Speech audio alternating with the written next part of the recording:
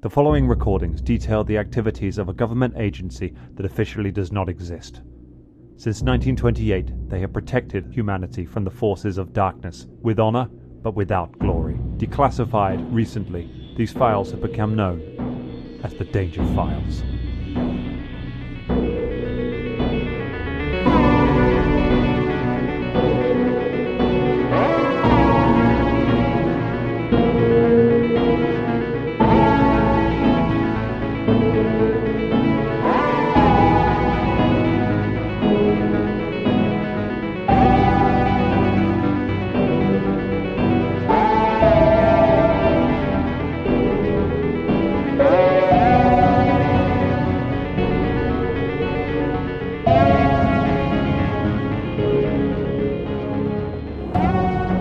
Welcome to the Danger Files. My name is Dan Thompson, and I will be your handler for this mission.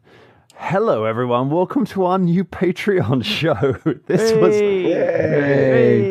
was a little bit of a surprise. Wasn't expecting this to come out quite so it is. I've said a bit in the intro, explained it, but basically Scott got a very good new job, and he's not leaving the show, but he's not able to keep running Danger Games in on the schedule that it was. So we've decided to park Danger Games for the moment and bring in our brand new show, which is what you're listening to at the moment. It's the Danger Files. It is a tale of mystery, a tale of conspiracy, a tale of the things to which we do not speak in the world. That was getting very wordy, wasn't it? Let me introduce you to our cast. Let me introduce you to the people who are going to be going on this mission. First of all, the incomparable voice of Ross Harmston. Ross, how you doing, buddy? Diddly diddly diddly diddly dee dee dee. Dee, dee, dee, dee, dee, dee. That's the X-Files theme tune. It is. There you go. It is, yes, yeah. Perfect. Yes, I'm good. I'm excited to play this game. We also have the sultry voice of Mr. James Lockhart. How you doing, James? I've been better. But, I've been struck down by an alien virus just in time for the mission, so yeah. You sound sexy, man. This is going to be a sexy game. Really, yeah. It was like all the way back ago when Dan recorded previously on the Danger Club podcast when he was like ill. Yeah. So it made it sound like he was like really deep voice. So maybe you need to record some of those previously on the Danger Files. Previously on the Danger Files. Yeah. That's how we got around having to hire additional actors back in the day. We just wait till one of us was sick enough to have a voice that sounded different. Yeah. But that's not our entire cast. We have a third cast member today. Please, everyone, welcome to the show, Mr. Jeremiah O'Connor. Jerry, how's it going? Good. It's going good. Everything is fine. It's slightly warm in my room, but I'm good. I'm very happy to be joining you in whatever this is going to be. It's quite exciting to be some sort of American pilot. I'm very excited to have you on the show at last, Jerry. So, Jerry, we gamed together back in the very early days of all of us. Like this whole experience of us playing games together started well over like nearly 15 years ago. Is it that? I think so. 10, 11, 12. Yeah, somewhere something like that. that. After a job in London. We were like, after an acting gig, we were like, what should we do after today? And I was like, I've still got some D&D books. And a few of us went over to a pub and we played D&D. We played the 3.5 adventure Bad Light, which we just played on the main show with Stu Jackson. And in that original party was you, Jerry. You, Drum, and Scott, the original people who were in that game. And then other people who have never come back to the show. Yeah, the original Danger Club. Yeah. The original Danger Club, back when we were kind of just using it as a word to ironically refer to the nerdy thing that we did after work to make it sound cool. It's good to have you here. Jerry, tell us a bit about yourself. What do you do? Well, I'm an actor. I used to be an archaeologist. I have a degree in history and archaeology. So I do a lot of, like most actors, I do a lot of random things that aren't acting more than I do acting. I roast beef in Hampton Court Palace. I have, at one time, had to stitch a turkey to a pig, to another part of a turkey, to another part of a pig, to another part of a turkey, to another part of a pig, with a pig's with a turkey's head and neck coming out of the pig's ass, which was topped. Is that what archaeologists do now? No archaeologists, Yeah. just actors. Actors, Archaeologists okay, would never do something so terrible. Only actors would do the stupidest things asked of them without any questions, just a growing sense of dread and all the colour gradually draining out of one's face. And I work in the Crystal Maze experience, shouting at people about how bad they are at things and trying to make them not be sad, because everybody turns out in the end is quite thick, and they can't accept the fact that they're thick, and it's quite difficult to make them still be happy when they're realizing they're thick in real time. Oh my god, we did that Crystal Maze experience when it first opened. And we were so bad at it. We were medium thick. We No, were I suppose, medium thick, I think. I did all of my games.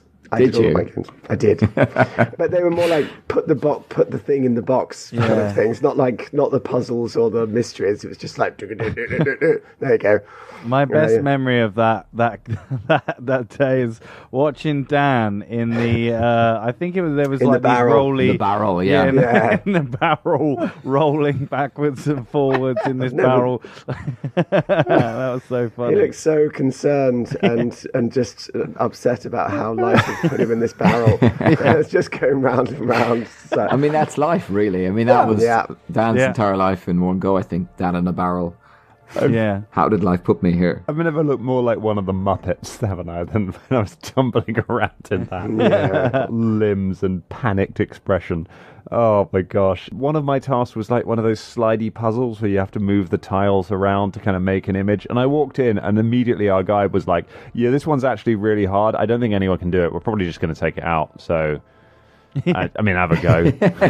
Yeah. It was incredibly complex. There were so many pieces to it. It was just like, what? How are you supposed to do this in 2.5 minutes? It was like, they're probably going to Never going to happen. Yeah. It's like, cool. But let us not reminisce too much about old times. Let us reminisce about the future, which is in fact the past, as I'm going to explain that. What are we playing today? Well, let me tell you, we're doing something that I've wanted to do on the show for a very long time. We are playing a game called Delta Green. Ooh.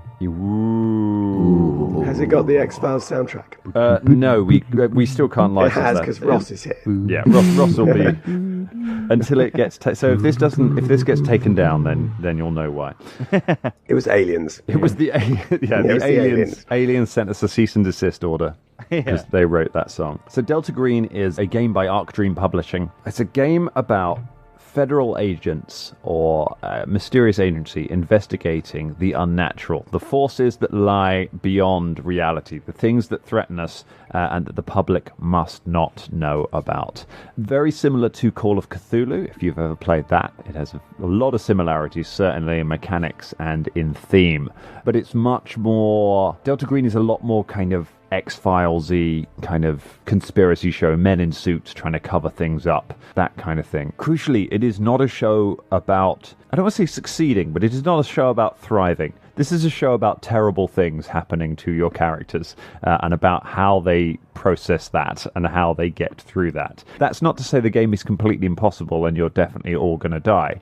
But this isn't a game like D&D or Pathfinder where you solve it by drawing a weapon and running in and fighting the thing. If that happens, things go badly. You are going to have to protect your agent's body. Your hit points you have hit points like in another game, but injury is much more real in Delta Green. Delta Green takes place in the real world, or a fictional version of the real world, and injuries are very similar. If you get shot in Delta Green, there's a good chance you're going to die. If you get stabbed and you can't get hospital treatment, well, there's a good chance that you might be seriously injured for some time. But likewise, you also are going to have to protect the mental well-being of your character. Your characters will have a sanity score. They're going to have willpower. They're going to have stats that reflect their ability to just carry on and just be okay. And as you encounter things that are unusual, that will start to affect it as well. So there's a lot going on in this game.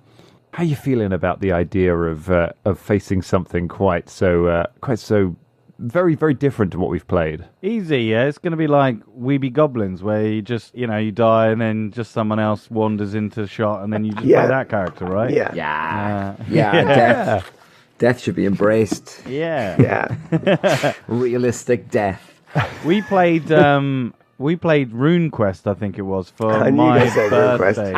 And in the first, I think it was the first, half an hour, Jerry was dismembered and, got his arms cut off or something, because they have, I think he limb lost his damage. legs. Yeah, lost Yeah. his legs. And then, but you survived, I think. You I just did. I wandered lasted around. quite a long time, considering Yeah. I didn't have any limbs. Yeah. You did, and I remember you being Everyone else was dying horrified. continually, but I was just limping on. With the rules, you were horrified because it's like, what? So I've got no leg now. It's like, no, apparently you've lost your leg. It's like, what? Yeah. But it was really arbitrary as well. It's just sort of like, oh, you roll on an injury table. Yeah, you've lost a leg. You're like, what? How the fuck? From fighting a goat? Yeah. Take your leg off, mate. Because this was RuneQuest, first edition or something. This is the original when D&D had first come out, and a bunch of companies were like, "Oh, that's making some money. Let's try and make our own version of it." And it's so I remember the character gen was incredibly unfair. You just roll your background to begin with, and we ran, and everyone around the table rolled noble. I was like, okay, so you get really good stats. Here's all of your weapons and things you start with, and all of your money. And then Jerry, you rolled peasant. Yeah, that's generally. I mean, you're going to see that I have terrible luck when it comes to rolling in anything. If there's ever a game where somebody can be guessed to be a traitor or some sort of person, I will always be the person who is guessed to be the traitor, and I am never the traitor. But for some reason, there's something about me that everybody always thinks I am the person to pick, to lose, or to roll the worst, or to do anything. Yeah, I've never won a lucky toss in my life, which will continue, I imagine. Oh yes. Yeah. Oh yes. It'll definitely continue. One's all the way. Yeah. Should we make some characters? What we're going to do, Dangerlings, the plan for this episode is we're going to set out the world, a bit like we did with Danger Things. We're going to set out the world, we're going to make our characters here live on air, and then we're going to do a little bit of an intro, get to know these characters a tiny bit, start our story off, and from episode 2, we're going to get into the real meat of the story. Let me explain the setting in which we are. The year is 1998. And we are on an Air Force base called Platte Air Force Base, Platte AFB, in the great state of Nebraska, near the small town, I say near-ish to the small town of Marion, Nebraska. I Googled Marion. I had a little look on Google Maps for it, and it is about as in the center of the United States as you can get. If you threw a dart right at the center of America, you would hit Nebraska. I did a little Google of images of Nebraska to see what the scenery is like there, and it is a lot of pictures of corn, a lot of pictures of fields, occasionally pictures of men in 10-gallon hats angrily running for office and shouting on podiums. I found a picture of applications for the corn board of Nebraska. They like corn there. Who doesn't like corn, you know? Or maybe they don't, and they get punished. Yeah. Because you get sent to Nebraska to grow corn when you hate corn. So, Well, you get sent to Nebraska to get punished in the Air Force as well, because Platte AFB is not Top Gun Academy. Platte is the place where careers go to die. It is one step away from a court-martial. It is the last stop before a dishonorable discharge. People who get sent to Platte get sent there because they have upset somebody important, or they've made some mistakes, or the Air Force just can't figure out what else to do with you. Platte is a facility for dismantling planes, for dismantling aircraft. Aircraft will come in now and then. A technical crew will come in from outside of the base. They'll help strip it down. They take the fuel away. It gets taken up to the boneyard. It gets wrapped up, sealed up against the elements, and then left there. Then the crew go away again, leaving the 12 permanent members of staff on Platte Air Force Base to just while away the days, trying to amuse themselves and trying not to get in any more trouble than they already are. The one saving grace at Platte Air Force Base is the weekly poker night. The poker night that takes place on a Saturday night in the NCO office. And that is the day where we're going to join our crew of reprobates trying to make their way through. And we're going to find out maybe if something strange might be happening on poker night on Platte Air Force Base. So that gives you an idea of the kind of characters that we're going to be making here. We're not making Tom Cruise here. We're making people who have made some mistakes to end up on this Air Force base. Let's start with the broad concept, shall we? Ross, have you got an idea of a kind of character that you want to have a go at? Oh yes I do. I've got a sort of name and like sort of the background. It's just more the like finer things and the skill, like all that sort of skills and things like that, and the stats. My name is Norman Tully, and I am using I'm an air traffic controller. I used to be an air traffic controller until something happened. There was a disaster in which I was blamed for. I think is my fault, but actually I was used as a scapegoat by the government so that it would save someone's job. Ooh. So I've been now moved to Platte Base, and I've got some other little character things. I mean, I don't know if I'm 29, nice. So basically, in terms of look and stuff, I mean, I'll do that in the episode probably when we start playing, but it's basically Rick Moranis, okay? Nice. Think Rick Moranis, black glasses. He's a bit of a dweeb. Yeah. Okay, bit of a dweeb. I tell you what, while we move on, do you want to start rolling so we're going to roll some stats, will be the first thing we'll do. So you got 6 stats in this game. You've got strength, constitution, dexterity, intelligence, power, and charisma. Power is basically the same as wisdom in a D20 game. It's your ability to stay focused. It's going to affect how good you can keep running. To roll your stats, you roll 4d6, you drop the lowest, and then you add up the other 3, and that will give you a score. You do that 6 times, and then you assign those among your stats. So I tell you what did you say again? So it's 4d6. 4d6, drop the lowest, add up the rest. Okay. Yes. We could do point by, but I think it's 6. funnier to do those. 6 for my first one. Your first one is a 6. Yeah, because I got 2. I got a 1 and a 1, and a 3 and a 3. Take the lowest away, did you say? You take away the single lowest die, so you take one of the ones away. Sorry, 7. 7. Okay, so you got a 7 for you got 7 for one of them. So do you want to do that a few more? We'll go over to James. We'll hear a little bit about James's character while you roll your other 5. Mm-hmm. And then we'll do the same. So James, tell us a little bit about. So we've got an air traffic controller who maybe caused a plane crash. Who else do we have, James? What are you thinking? Well, I was thinking more of a character who they're a bit older, a bit more sort of like grizzled. Wears an eye patch, and his name is Flake Pifkin, and he's an ex-Marine, ex-Navy SEAL, ex-husband, ex-alcoholic, and he became a sort of pilot, but he's not someone who stands for authority pretty quick. So yeah, he's kind of been kicked out of each branch of the military, and somehow the Air Force has sort of kept him on, but he's clearly found himself very swiftly at Platte Air Force Base. Fantastic. Yeah. So he's like, what job do you see him having on the base? I mean, again, he'd want to have some really important job, but he's probably hammering out panels or something like that, really, really, something that he can properly complain about. So they've really they've really got him down onto kind of.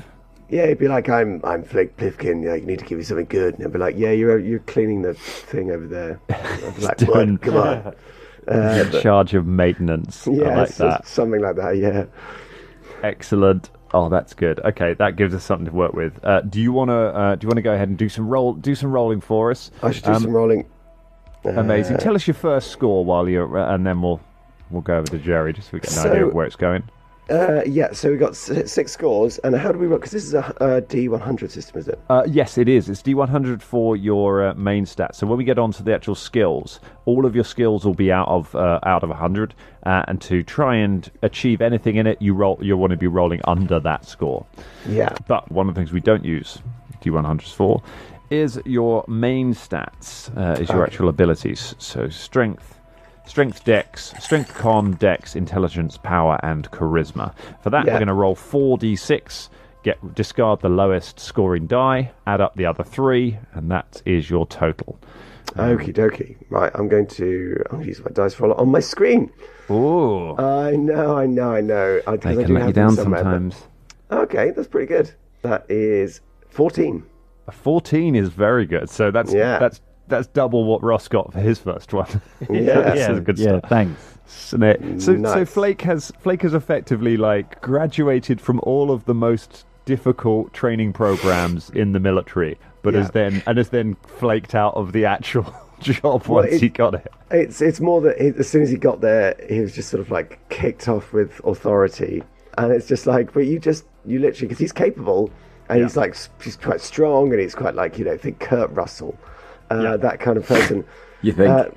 But only like crap Kurt Russell, if he just wouldn't, as soon as he get in there, he'd be like, "Can you go and do that?" It's like, "I'm not doing what you're telling me to." It's like, you literally just went through basic. I'm crap Kurt Russell. I'm very excited. So crap Kurt Russell and Rick Moranis so far are all right heroes. Amazing. Go ahead and roll some more stats while we hear. Jerry, have you got some ideas for a Yes, character? I do. So my character's name is Pete Whiplash Yeager, and he was originally a captain in the Air Force. He's 47, which means by process of math, he was born in 1951, and he graduated top of his class in 1968 and flew sorties in the. He's been involved in most military. I looked at a Wikipedia page of American Wikipedia conflicts, American conflicts during the 20th century, and there was too many, so I just sort of forgot to look at that anymore. He flew sorties in the Vietnam War, the beginning of his career, dropped Agent Orange,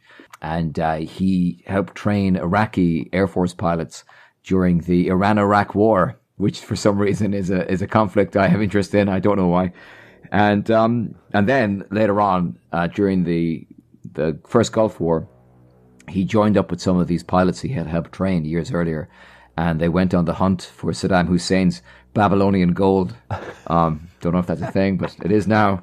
And then he was caught during this operation, and because he knows so many U.S. secrets, instead of being cashiered out of the military, he has been sent to Platte AFB. He's been married 3 times. He has 6 kids, all estranged. The children's names are Bruce, Brad, Betty, Barbara, Boxy, and Blake. He has lung cancer, yet he still smokes because he doesn't give a damn. And I'm thinking of him as kind of like a crap Clint Eastwood, basically. Amazing. With his sunglasses off, just sort of an asshole. General asshole. Isn't that the plot of Three Kings? It is. Yes, a film I haven't seen. So it's a great movie. Oh, I like it. Okay, so he's going to be quite senior, I guess, just by virtue of his career. So it will make him one of the more senior people on the base, which is great. Which is very much fits to have somebody who doesn't. But I think he's probably just driving utility trucks around, like fuel trucks and stuff. That he's not allowed near an aircraft. He just has to drive these those stairs, those movable stairs. Yeah. Maybe if they have those on Air Force bases. I don't know. The little trucks that drive the things that are the most fun to steal in GTA games. The stuff that tows the aircraft around and things. So he does kind of vehicle stuff. Oh, I like that. Okay. So I reckon Pete's probably a lieutenant, given his experience. Maybe first lieutenant, probably where he's ended up. Flake is probably a senior airman. Just probably shouldn't be with his career. No. But he's, I think, just through that seems, given that he only ever seems to go in at a certain level, he's probably senior airman. Ross, I reckon Norman is an airman first class. He's at the start. He sounds like he's at the start of his career. He's not quite basic. Airman basic is like the lowest. Airman first class is like, okay, you've got some responsibility. So I reckon that's kind of the chain of command of where it fits in it. Should we come back over and see some stats then? Ross, have you got some? Have you got all of your things rolled? Oh God! Right. Okay. So I've put my lowest scores are 7 and 7. So I put strength as 7 because he's not going to be very strong. Okay. and my charisma 7, because he's not that charismatic. Then we go up to 9, and I'm going to put that in power, because I can't think of any other one to put it on, really. My constitution, however, is 16, so that's good. Wow. And tough. my dexterity is 12, because he's quite wily and small. He's quite agile. And my intelligence is 17, so he's pretty clever. Even though he's not clever, because he's very clumsy. But he's secretly a genius. Yeah, I rolled 17 on one of them. I was like, geez, it's never That's a really good score. Yeah. So there's a couple of things that we do with these once we put them in. Once you've got those assigned, you'll see there's a box next to it that says times 5. So for that is literally whatever that score is times 5. Okie dokie. That allows you to then roll D100s and make sort of strength checks. So that'll give you a score to try and roll for that. I assume all these character sheets will be available to our patrons potentially. Yeah, I think so we're gonna gonna make these available so you can see these characters. Yeah, and how bad they are. Yeah. There's also a box for what others notice. So for particular stats, so a score under 9 or a score over 12 are considered exceptional. They're sort of out of the ordinary for a lot of people, to the point that you might notice something about the person because of that. So a 7 in strength might be because of an injury that you've once had, or it might be that people notice that you don't like to work out, or there's something like that might give you an idea of it. Or a high score, high score in intelligence might be you play computer chess a lot, or it's a chance to add another a little thing about your character that people might pick up on. So it's under 9 and over 12. They're the ones you kind of you want to put something on. It's not a mechanical thing to that, but that gives you an idea of what that gives people an idea of it. So it's stuff we can bring up in the game. Let's go over to James. How you doing on those stats? Yeah, not bad. It was a real range. Okay. So I've gone for strength 17. Biv's a monster. He's very strong. He's very strong, Snake. Flake, rather. Then the Constitution is my next biggest score. It's a 14. So he's hardy, he's strong. Yeah. Dexterity 12. So he's quite dexterous. Nice. Intelligence 6. Oh my god. He's really not very clever, which kind of makes sense. Like he powers towards training and then it's just sort of like not like dribbling idiot, but he's just not very like. Dude, what do you think before you said that? Power? I can't remember what power was, so I put a 10 in it. Nice. Is that your sort of willpower sort of thing you said? Yeah, basically. Yeah. There is another stat that is called willpower, but yeah, it's your ability to kind of keep cool and to stay focused on things. Cool. Yeah, so that's a 10, and then charisma of 7. Charisma 7. That seems to make sense. Yeah. So he's a giant of a man. He's big crap Kurt Russell. So just this hulking guy driving around, just doing maintenance around. I think he just with a mop, that sort of thing, mopping about. Because you've got to mop up planes. Yeah, you got to mop those planes. Yeah, you got to mop those planes. Just dragging the planes by himself. Yeah, he puts the planes where they're supposed to be. He just sort of drags them in there. Oh, excellent. Okay, so go ahead and put those in and work out your times 5. Yeah, just times and them if you want to put some other notices ones. Jerry, how are you doing? How is Pete doing? So true to form, I have had some fairly bad rolls here. Oh no, Pete. So strength 9. He's quite old. He has cancer. So I thought, he doesn't need to be too strong. He has a constitution of 15. So I thought because he's an Air Force pilot, he's probably used to doing high speeds, various numbers of Mach, which I assume means he would have high constitution. So that's what I did. Okay. And he has a dexterity of 10, again, because he's quite old. Intelligence 11, which is okay. Yeah, middling. not bad. Power of 11, and charisma of 8.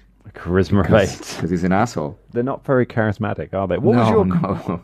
What was your charisma, Ross? 17. 17. 17. Oh no, sorry, 16. Sorry, 16. 16. Okay. Good. So good. We have got Rick Moranis is the face of this party. He's the most charismatic man on sorry, base. no. Charisma is 7. Sorry. Seven? Sorry. Oh, God. Yeah, so we are a charismatic bunch of people.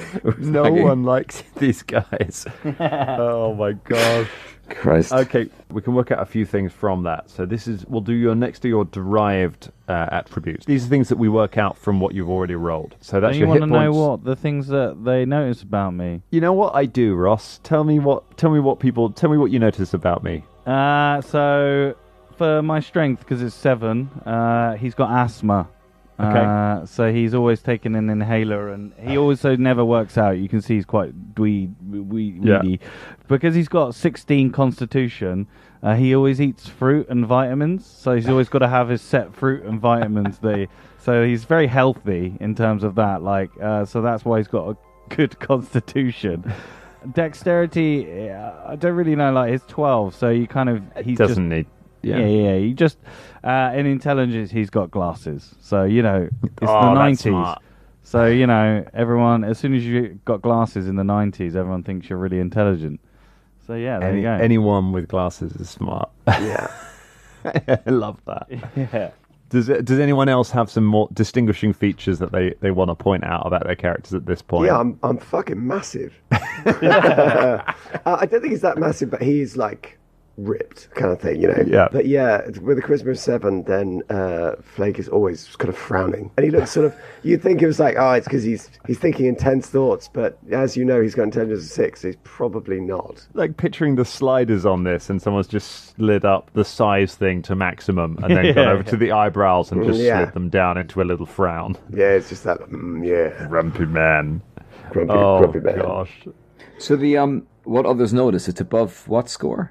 Or below which score? So under 9 is exceptionally low, and over 12 is exceptionally high. So they're the kind of ones that you might want to think of a reason why people notice it. You've rolled sort of fairly consistently, haven't you, Jerry? Like they're all kind of. Yeah. Well, I've said strength. He has a pallor, almost a death's head, which is very obvious. He's very pale. Excellent. And for his constitution, his teeth are always braced and visible. So he's continually looking like he's braced for an impact at all times, even when he sleeps. And his charisma, he doesn't make eye contact to the extent where he doesn't even turn his head to look at you.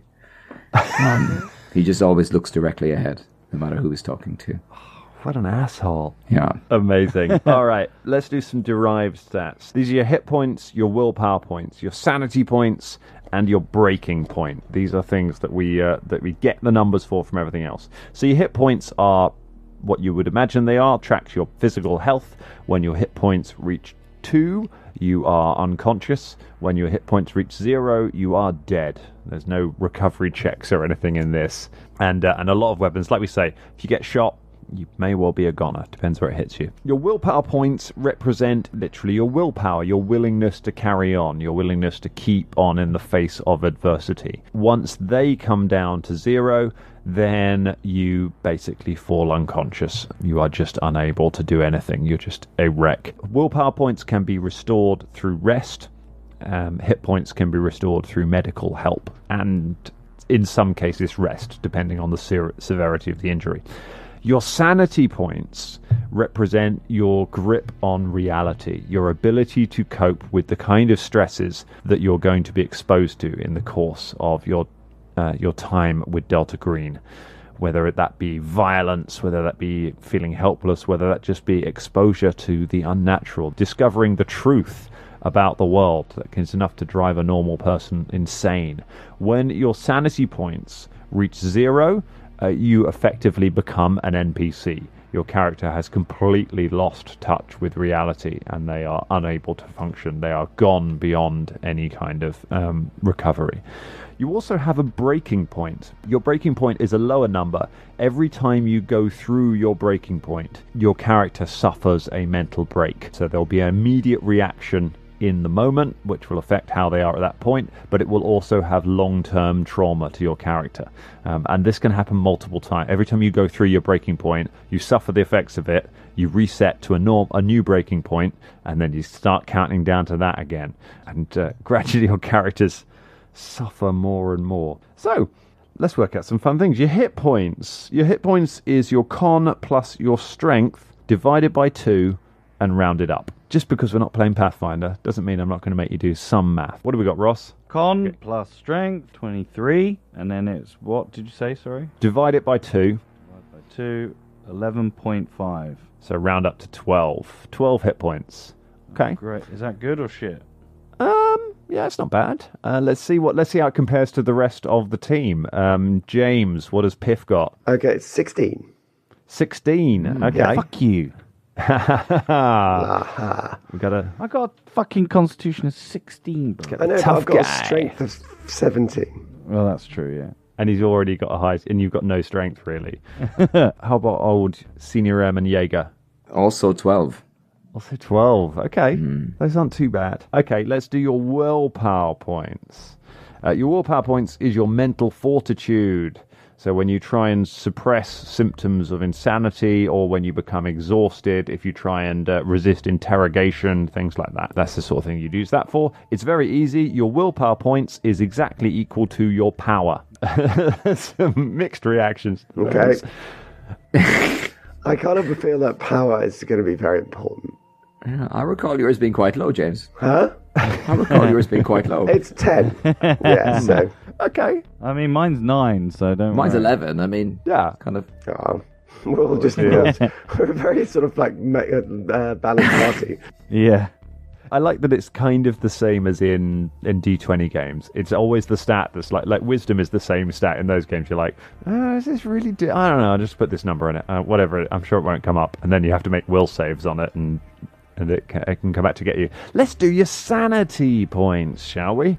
Your sanity points represent your mental health, how much exposure to the unnatural you can endure before you go completely insane. So, your maximum sanity points, and at the moment your current sanity points, equals your power times 5. Fucking power again. It's power again. And let's do the breaking point as well before we do our totals. Your breaking point is your total sanity, your maximum sanity, minus your power. 36. 44. So with a sanity of 50, it means that every time you encounter the unnatural, or every time you encounter something strange, you have to roll sanity. That is a 50-50 shot of passing that roll. Right. Not. Good. Splendid. Excellent. And once you hit your breaking point, something really bad happens. Okay, that's your basic. That gives you an idea of who those characters are.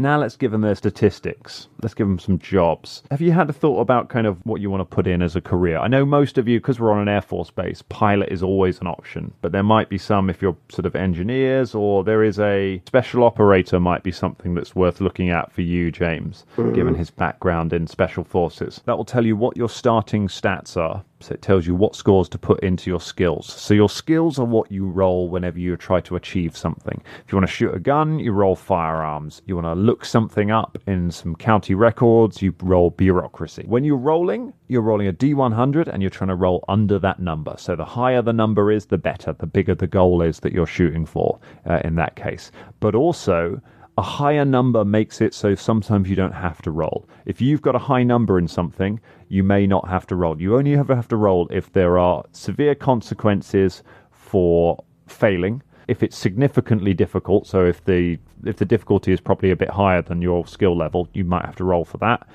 Or if you're under stress. So like combat is always under stress. If someone's shooting a gun at you and you're shooting back at them, you're always going to be rolling that, even if you've got like an 80 in firearms. But it might be that you've got like a 60 in law, and you want to look up some fairly simple facts of law. You don't have to roll on that. You're not going to suddenly forget some important cases. You can just say, I've got a 60 in it, and it's like, that's fine. Okay, you find those things, you look it up. It might take you time, but it won't fail at that completely. So, have we got any ideas of what we want to go for in terms of a career? I think I'm going to go for pilot, but I'm going to steer it towards, obviously, the whole flight navigating vibe. So I'll take some bits and pieces and move them. I've started. So you just put it into the right-hand box. Do you tick it as well if it's the skill? No, the tick box is for when you make a check. Every time you fail a check during a game, you put a tick next to it, and then at the end of the session, you increase that score by a little bit. So every episode, you will get a little bit better at the things that you failed at as you learn those sort of things. Okie dokie. So you're thinking pilot, but you're going to move a few skills around to kind of make it a bit more navigaty. That makes sense. When it says pilot, choose one, what does that mean? What are you a pilot of? Because remember, you could be a pilot of a ship, you could be a pilot of a helicopter, you could be a pilot of a fighter jet, you could be a pilot of a bomber, a cargo plane. Yeah. What are you specialised in? I guess fighter jets. Do they need air traffic control? Like fighter? Oh yeah, fuck course yeah. they Just do, do fighter jets. Yeah. They do, but do you have fighter jets in Microsoft Flight Simulator 1998? Yeah, this is true. Oh yes, for those that don't know, did I say it at the beginning? I can't remember. I can't remember if it was off there or not. He is avid Microsoft Flight Simulator 98 player. He's done over 100 hours in that game, even though it's only just come out this year as well. So he is every waking moment off. Like when he's not in the flight navigation tower, he is playing that. So that's kind of like where he gets his pilot stuff from as well. So let's go for a Boeing 737. He was a commercial pilot. Yeah. Nice. Okay, I like that. That's good. So he flies so he could put like airliners. He flies passenger. Okay. He's flown passenger planes. That's kind of his speciality. And I love that he got that through Flight Simulator, not through his actual Air Force training. Yeah, of course. That's tremendous. Okay, so go ahead and put those skills in. What about the other two of you? Have you got an idea of? Well, I'm definitely a pilot of fighters. Fighter pilot.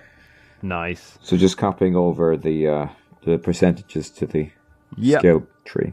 With pilot, there's some at the bottom where you choose two options from foreign language. You can choose to pilot something else, you can have heavy weapons, or you can have a military science. So that gives you a bit of an idea. And James, what are you thinking? I think special operators probably sort of go on. Although it makes them, it's almost too good, but I know it's not. It doesn't work that way because I've played systems like this before, and it's amazing how you can have a high percentage and still just totally tank the rolls. So, yeah. Okay, so he's a proper military vet, so he's got a lot of these options. Once you put all your skills in, you have 8 bonuses that you can put wherever you like. So you pick 8 skills and add 20% to each one, and you can stack these 20s. The only rule is that no skill can be higher than 60. Anyone taking anything interesting from those? Well, I guess, I'm going to, because of the Babylonian Gold incident, I'm going to put 20% into archaeology. Nice. I guess. Makes sense from his background. For the listeners, I'm going to start telling you about bonds, because that's what we will do next. Your bonds are human beings. They are your human contacts within the world. They are the people that you rely on. They're the most important people in the world to you, and they're the people that will help you ultimately to keep a grip on what is real, to keep pulling you back when the nightmare that you're facing starts trying to drag you down. So we're gonna think of some people that are close to you. The number of bonds you have depends on the career that you have chosen. As pilots, I can tell you that the Airman Tully and Lieutenant Yeager, they're gonna have 3 bonds. Because you've got a bit more time. As a pilot, you've got a bit of time to maintain things. Whereas Senior Airman Flake Pifkin, is only going to have 2 bonds because he's dedicated so much of his career to repeatedly reinventing himself as a badass. Oh, yeah. I don't need friends. Let's have a look at some of those bonds. So now you've got your stats in. What I want you to do is I want you to think about your bonds. They will be a person. They might be one of your kids. They might be an ex-wife who you're still in touch with. They might be like my drinking buddy that I went on a mission with, and we talk about. They might be like the guys I stole the gold from, the guys that I was involved in the gold heist with, and we still keep in touch. They are the people that you would go to when you need to kind of just restore things. How they work mechanically is they give you a chance to have little scenes where you can restore sanity by spending time with them, but they also protect you from sanity loss. Whenever you fail a sanity roll and you would lose sanity, you have the option to deflect that loss onto your bond. So you can spend some willpower points, and as a result, what you do is rather than losing sanity, you lower your score with your bond. And it represents you basically deflecting the anger that you, or deflecting the stress of this onto another person. And what will happen then is that later on in the game, at some point, we'll play out a little scene that explains how your relationship with your ex-wife suffered from the fact that you spent, you were going to lose, you were going to use 3 sanity points, you deflect it onto your bond, you lose 3 points from your relationship with your ex-wife. Okay, we're going to play a little scene that plays out what happened there that strained that relationship more because of how stressed you were from work. So they can protect you, but they're gonna suffer. Your starting score for your bonds is, I think it's your charisma score. So none of you are going to have a very good starting score. No. Good. So, anyone got any ideas of some bonds? Can I have a bond with my desktop computer? What a bond! You're going to have a bond with Microsoft Flight Simulator with your computer. Yeah. Wouldn't it be? So Wouldn't it be Clippy? Yeah. So that's like your sanctuary. Yeah. Gosh, it's not really a person, but I think we can make that work. And then my second one would be with Chuck Yeager, because I love listening to all of his stories about like what he's done, and I look up to him like that. Okay, Is so that you're what- using each other as a bond? Yeah, Wow. you can. Yeah, I think we can do that. Yeah, I mean you don't have to, and then also my wife as well. And you got a wife. You have a Good. wife? Okay. Yeah, yeah. Janine. Yeah, Janine Tully. What? And she puts up with all of this Microsoft Flight Simulator. Yeah, but she's not happy. She's not happy in there. Like she's been forced to this base after like me being moved over there. She's not happy. She drinks a lot. She chats to the other women, the wives on the base, and she's Wives allowed Janine on the wouldn't- base. No, Janine won't be on base. I don't think they're allowed. no. I Is I she used actually it- real? Yeah, no, she's real. I pretended that she was my sister to get her on the base. No. Like as a lie to get her on the base, I was like, oh, she's my. I don't think you know much about it. Like, sisters and family aren't allowed on bases either. Yeah, It's military no, but- personnel. Like, pretending your wife is your sister is not going to get her onto the base. Like, what are Yeah. you talking about? Okay, Is so she literally, is she just made of, like, oil drums and rags? She has to put on a moustache, and she is she has to pretend that she's my friend. okay, Your friend. how about this? No, it's again, Again, not a gonna be non-military allowed. person. Yeah, It's a not going random to be allowed person. onto the base. Well, actually, he's got a mustache. So Well, it's all right with How me. about Jean lives in Marion, lives in the town 30 Yeah, there you kilometers go, away, there you go. Yeah, that's fine. and she comes onto the base, like she's part of the delivery crew that bring supplies to the base, Yeah. and she wears a fake moustache to be part of that crew. Pretend she's my sister. To pretend you've built this web of lies, unnecessary lies over the last few years that you now have to maintain. Yeah. Because you thought that it wouldn't be fine to marry the delivery person. Yeah. Amazing. You've got a wife. How about the rest of you? You got some bonds you want to share with us? Yeah. yeah, okay. So my first wife. Your second wife and your third. No, well, only my first wife, not my second. We divorced in 1986. Let's say. Does the history of this reality have to be exactly the same as our own, or can we have different people? It depends how much you're planning on changing. Can my here. wife be the president of the United States? What? No. No. Your wife cannot have been the president. Your Okay, wife can have okay. worked at the White House. Your Okay. wife can have She been could a be this, senior. my wife is the Secretary of Defense of the Okay. United States. Yeah, that's fine. Okay. Her name is Nancy Albright. Nancy Albright, Secretary Albright. Yeah. She's my wife who I call up on the phone, and yeah, she's the only one I talk to of my 3 wives. And Not she's Albright. Let's say Nancy Buchanan. There we are. Nancy Buchanan.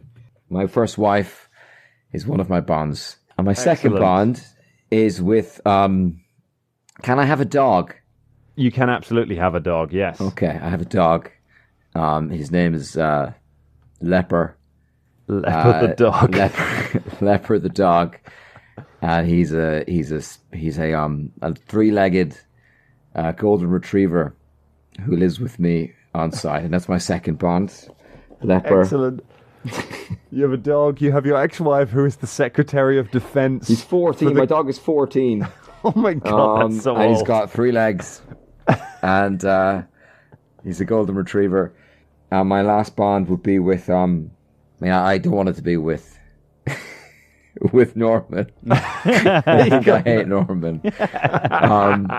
My third bond is with the Buddha. Can I be a Buddhist? I mean, Yes, I know you Buddhists can. don't worship a Buddha. That's not how it works. But I don't think that Norman understands Buddhism. No, so And he thinks it's like a monotheistic religion, and he thinks that he has to worship the Buddha. So I think he has in his room with his dog Leper. There's also a fat Buddha, one of those ones, Amazing. which he talks to, and that's his other bond. That's his other bond? with his good statue bond. of a Buddha. So some of our bonds so far are a statue of a Buddha, a dog, a computer, one of the rest of the team, and the Secretary of Defense. Yeah. And and one of your wives who cross-dresses in order to deliver food to the base. Oh my god. Oh dear. What about Piff? What's going on in Piff's life? Well, he has got an old comrade called Flappy Gimble. His name was Flappy, and he went through all of basic training with Flake, every single one of them. Then crashed out. So he's pretty much the only friend he had. But through a bizarre set of circumstances, just always I was in basic training with him, and he's probably, because it's 98. I think can he just talk to like his dead mum, but like a picture. So he has a relationship with. He has a bond with the memory of his mother. Kind of like when he sort of like sits there and he like talks to his beer, like, I'm gonna do this for you, Ma, and he's sort of that that kind of person. Sort of like sits there when he's down, or when he needs a bit of a boost. He goes and sits and talks to his mum, but she's dead. Okay, we can work with that. It's unorthodox, but I think we can work with it. I mean, I don't know how your bond with that, how they're going to get more upset and angry. I mean, Yeah. How is your relationship with your deceased parent going to break down? Are you going to start blaming them for things? I mean, maybe because they're not there for them. Things go bad, and eventually, discard the memory of his mum. If we play those scenes out, they're going to have to be like the form of monologues of just Piff slowly descending into the darkness. I mean, if it makes it more interesting, yeah, because I'd quite like you to play his mum anyway. So you're going to hear her voice. Oh, yeah. It's a full-on, in the film, he'd just be like, oh, I'm not sure what to do. And then she's there being like, oh, you just got to believe in yourself. I believe in your son. I'm like, yeah, no, Mom, no. So like that. And as it deteriorates, she's going to be like, you're a piece of shit. Yeah. you I never liked you. God damn I think it, it should be the truth for Leper and the Buddha as well. Yeah. Yeah, Leper's going to be difficult, isn't it? Oh my gosh. Okay, so we've got the memory of your mother and your former flight buddy, who you still in touch with. And don't worry, I have barely a bond with either of them. Yeah, you're not good friends with any of these people. No, score is 7. I can't believe Jerry's not that much friends with his dog. I know. Even the dog doesn't like you that much. Oh my gosh. All right then. So these are our characters. This is kind of everything we need to start these characters, to give them a little start in Platte Air Force Base. So do you want to do a little extra scene to just get us into this? Do you want to meet these characters in the game? Yeah. Yeah. All right. So we're going to open up with a long shot looking down on just the rolling, empty fields of Nebraska, the heartland of America. Is it the heartland of America? I can't remember. I'm not sure what the heartland of America is, but it's right in the heart of America. And we're looking down on a remote Air Force base. It is miles from anywhere. It's a long, long way away from it. And as we zoom in, we see the date, 22nd of August, 1998.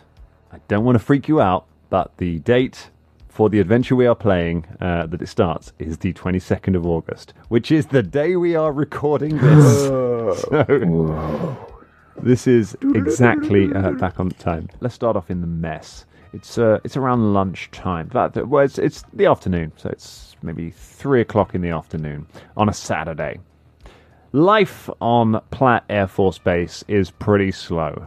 Not much happens here. The people who've been sent here have been sent here because they want to be forgotten, or because the Air Force is trying to somehow come up with a reason not to just fire them. So they pretty much just while away the days until a plane maybe comes in that they can strip out, and then they're back to sitting around. They're on a lot of duties other than maintenance and repairs, keeping an eye on the fuel, checking for fire prevention measures, things like that, manning the control tower. But at the moment, the three of you are not on duty, and you're looking forward to it because tonight is poker night. Tonight is Saturday night. Saturday night is poker night, and it's the best night because it's the one chance you get to really take money from your superior officers. It's a chance you get to actually make out with some good money, and it's the one thing that relieves the boredom. The worst thing that can happen is that you get a duff assignment on a Saturday night and you get sent, and you end up having to miss out on the poker game, which Major Jones has been known to do from time to time if people really rile him the wrong way. Major Jones is a strict disciplinarian. He runs a tight base if he can keep his own drinking in order. We're going to start in the mess because we're going to be in a mess fairly soon. So why not start in one? The mess is a very simple, mess. That is a very lofty way of describing it. It's a small kitchen with kind of just the abilities for people to make their own food. Everyone kind of makes their own meals here. There are kitchen cupboards with some pots and pans and dishes. There's a couple of tables.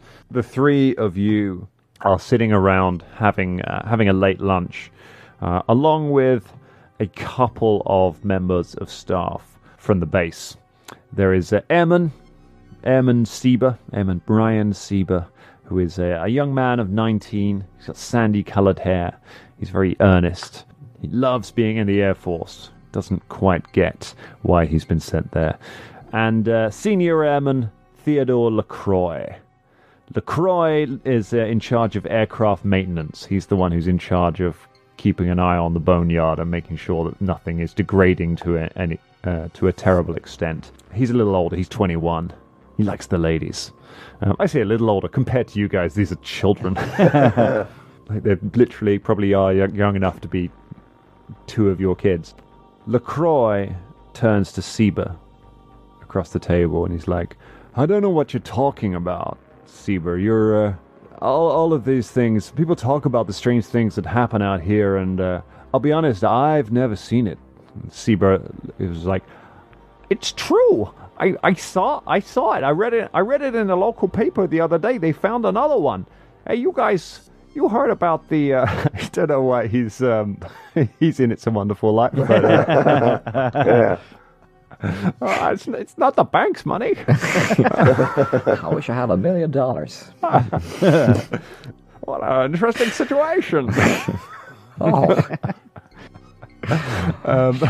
Suzu's pedals. Oh, I was reading in the local paper. It's in now. I was reading in the local paper. They found a cow. They found a cow mutilated in one of the farmers' fields, not 30 miles from here. And I've been keeping a track on them. That's gotta be like the 100th one in the last 10 years. I'm telling you, there's something. You put that together with the lights that people see in the sky. I think there's something out here. What do you guys think? I'm so engrossed in this. Oh, you're talking to us. This fucking kid. I think. So the three of you are sat around the table with these two. What do you guys eat for your lunches? Like, bear in mind, you can only get basic stuff from the shop. He probably eats like corned beef and like just like What are grits? Norman sitting there. He's as I say, he's wearing like a white shirt. He's got his trousers, but they're a little bit pulled up, a little bit too far. So he's got quite high trousers. He's got like a little chest pocket, but he's got pens in his chest pocket. But he's got that little like the thing that you can put in the chest pocket to not get all ink in your chest pocket. He's got black rim thick glasses, but make his eyes look really big, and he's got like side parting black hair. He's sucking on a carton of orange juice, a little small one, and he's got like he's got sandwiches, but they're cut into like fingers, a cheese sandwich. He looks up at the guy and goes, what did you say? The lights? People in the town say that they see lights sometimes flying above. At night, you see just these strange lights flying in the sky. Hey, Chuck! Did you hear that, Chuck? I heard him. Yeah, I heard him, Tully. Chuck, what do you think, I Chuck? should have a fucking opinion? What? Do you think I should have a fucking opinion, Tully? Well, I just, you're one of the best pilots around here. I just thought, you Just could... because this boy heard about lights in the sky and 100 cows going missing doesn't mean I should give a fuck. I like the way as well that Tully's turning more and more into Rick, into Morty. Yeah. I'm feeling out. I tell you what, it seems to me that people around here like their beef rare. You know what I'm saying? What the fuck are you talking The about? mutilated cows, Chuck. The mutilated cows. So you think they're after beef? What? You think these aliens are coming here for raw beef? No, I think that don't believe in aliens. You think they don't got cars in space? Nah, there's no such thing as aliens. It's people. There's some sicko out there mincing up the beef. I've seen things on the internet. It says... What's the internet? The internet, it's definitely around now. I know, it's but 1998. but I'm not some fucking geek. I mean, I don't look at the internet. Fucking talking about, Tully? If you're talking about that thing that takes like half an hour to load each page with like the boxes with the wireframe and it goes from the top and it makes it. None of us can use our phones when you're on the internet, Tully. All you need to do is just connect a modem and then you... Shut up, Tully. Okay. You gotta ask permissions. The whole base's phone system gone down every time you're looking up your internets. Well, it's the only way I can chat to other people in our flight simulator club that we have. The fuck is he talking about? Tully, give me your lunch money. Okay. I don't really have... Isn't it free? Isn't it free? Shut up. Give me money. Canteen? Shut up. Too terrible. It is free, Tully. It is free. He's just fucking with you. I've seen lights when I go outside and I see it's the in sun, the night. Tully. It's the sun. Oh, is You it? should go outside more often. I should really. He plays with his I glasses. mean, it could be aircraft. We're on an aircraft base. Yeah. Yeah, I'm not allowed to go in the. I only see when I'm in the tower at night, because I don't really get to do anything in the day because they always tell me. Okay, he's still talking. They always tell me. Still talking. Hey Norman, your shift's ended now. It seems to be every time that there's a plane coming into the tower, that they tell me that you can go home now. Anyway, Chuck, I really like you. Oh, Jesus Christ. Yeah. You are interrupted at that point by the sound of a vehicle outside, which is an unusual thing. You certainly don't get visitors. If one of you stands up, LaCroix stands and goes and looks out the window. If any of you join and kind of strokes his moustache, and like, "What have we got here?" And you see a black van driving down the main road from the main entrance. A couple of guards, just closing the gate behind it. It drives all the way. It's a long old drive. You sort of watch it come from the distance, drive up past the mess hall, and drives up to the administration office, where as you watch, you see Major Jones step out in his uniform, rubbing his eyes a little at the sun. A man in a nondescript looking suit gets out of the van, goes and talks to the Major Friddlewell, shows him some papers. The Major looks at them, hands them back to him, and then goes back into his office. The man gets back into the van, the engine starts up again, and it drives past the mess and off north into the base towards the boneyard, further into the base. LaCroix turns around and goes, "A little unusual, don't you think? I think we're due a supply drop today." What time of day is it? So it's 3 in the afternoon, 3 p.m. 15... No, wait, not 0. No, 1,500 hours. Yeah. 1500. 1,500. $1,500. Did you guys see that? Yeah. Yeah, That was weird. pretty weird. Pretty strange, all right, but so what? I feel like it's somebody telling us that we have to follow him into the boneyard. Well, but it's, I'm not Well, sure. I'm silly to my grits. I mean, get grits on the You know go. they do much better things than grits. I know, I like my grits. Did you know Nebraska is the state capital of grits? No, I know they do lots of corn. Corn grits. It's made of corn, Norman. Oh, Good old-fashioned corn grits. can I try some? There's some in that basin over there. He walks over to There's the a base. metric ton of grits. What, you've just been eating your lunch out the wash basin? The wash basin is just full of grits. Mmm. Oh, All right, well, it tastes. maybe we should follow that thing into the boneyard. Why not? Maybe we should. I don't think we should do anything without checking with the commander. You always got to check with the like- commander. That's your problem. Should be more like me. I never that's check that- with the commander. Well, that's the whole point of the military. You gotta check with the commander on things. Well, we're supposed to allowed to do- go places and do things and walk We're on around. our break. We can do what we like. Yeah, Seba. it's not a dictatorship. Oh, I've got a bad feeling about this. Trust me, I've been in the Army, the Navy, and the Air Force. And I never followed orders in any of them. That's because you were kicked out of every single one I of wasn't them. kicked out, I walked out after they asked me to leave. Why did you do them all? Fuck off. What?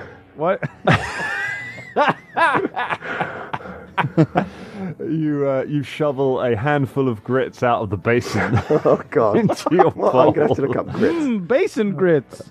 Mmm, delicious. Seba accepts a handful of grits as well and sort of puts them on and wipes his hand. Oh, I wish we bought some towels. I got grits on my hand now. Well, I don't know about you, but I can't wait for poker night tonight. Yeah, we better get back in time Yeah. for poker. As long as nothing goes wrong, I think I'm going to take you chumps for all you've got. Hey? And he does like a little playful little punchy. Does anyone know why he's doing this?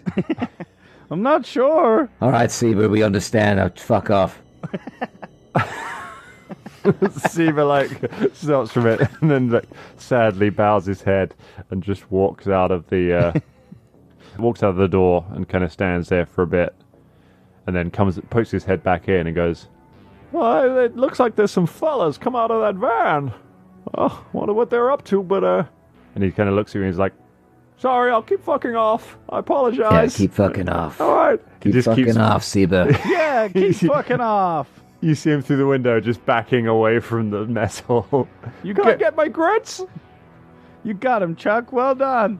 I mean, Anyway, well, I suppose we better go look at this van. It's not going anywhere. We're not going anywhere. May as well have a look. I get up and go to the door, You get up and you head to the door. wheezing. Wheezing from the effort of all the grits. And that is where we will leave it for this week. Welcome to Platte AFB. We will find out what is going on with the mysterious van and what is going on the base. You can join us on Patreon, patreon.com/Danger Club Podcast if you want to hear the other episodes of this series and hear how it all goes down with us, just a group of terrible people. I can't wait to see how it happens. We'll see you next week. Thanks, everyone. Woo. Bye. Only every 2 weeks. Damn it, Tully, you're right. See you in 2 weeks.